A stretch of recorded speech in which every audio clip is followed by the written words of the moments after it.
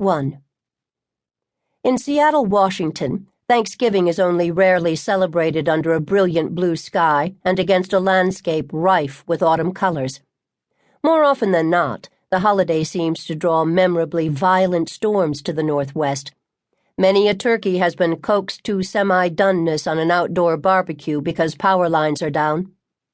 Wednesday, November 27th, 1996, was the day before Thanksgiving.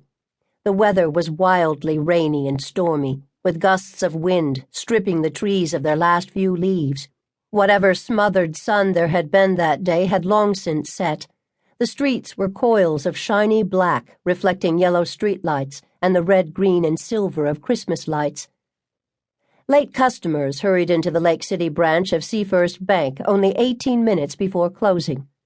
More than a dozen people stood patiently in the long lines, most of them so intent on the errands they still needed to run that they were unaware of what was going on around them. The bank's automatic cameras kept clicking away as they always did, silent, mindless, and mechanical. One camera snapped everyone coming in the door. Another caught the bored or impatient faces of people waiting in line for a teller, while another scanned the entire bank. A fourth was aimed away from the teller's cages toward a central island where customers stood writing out deposit and withdrawal slips. Each frame of the film noted the camera's number, the bank's ID number and name, the date, and the time to the second. Camera 1-06 recorded the time at 5:42 p.m. at the instant a figure appeared at the far right of the frame. From a distance, he seemed only slightly bizarre. He wore both a hooded rain jacket and a baseball cap. A casual observer saw a man past middle age with gray hair, a full drooping gray mustache, and a prominent chin. His dark glasses seemed odd, considering that the sun had set more than an hour before, and his wide garish necktie was in dubious taste. He wore cheap tennis shoes, the low black canvas type that predated Nikes and Adidas. A closer look revealed that the body beneath the bulky jacket was two-toned to belong to a man in his 50s, and he moved with an almost panther-like grace. He had to be either an athlete or a dancer. The camera clicked off seconds, and the man approached a line of people.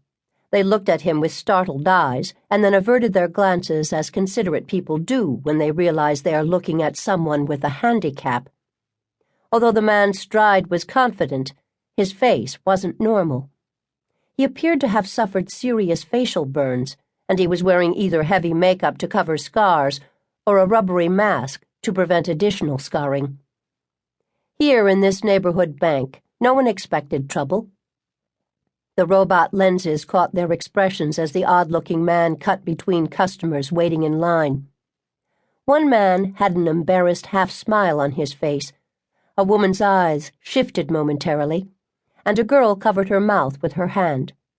What they were feeling was just a tingle of alarm. Nothing overtly frightening had been said or done.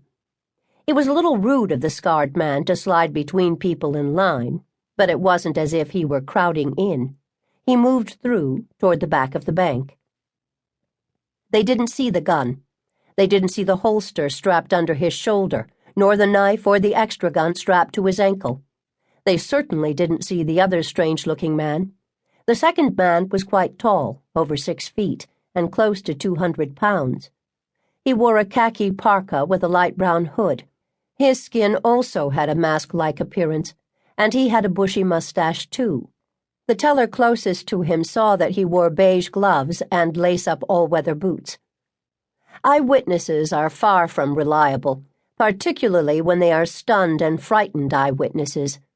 Human perception is skewed by so many things, and people recall height inaccurately more often than not. A man who is frightening may be remembered as being much taller than he really is. Young or old is relative to the age of the witness. These two strangers would be described as anywhere from 30 to over 50. Only their eyes were visible beneath their masks and theatrical makeup. The first man pushed past a bank customer, walked up to a teller and said, "Step back. Stay away from the counter. This is a robbery."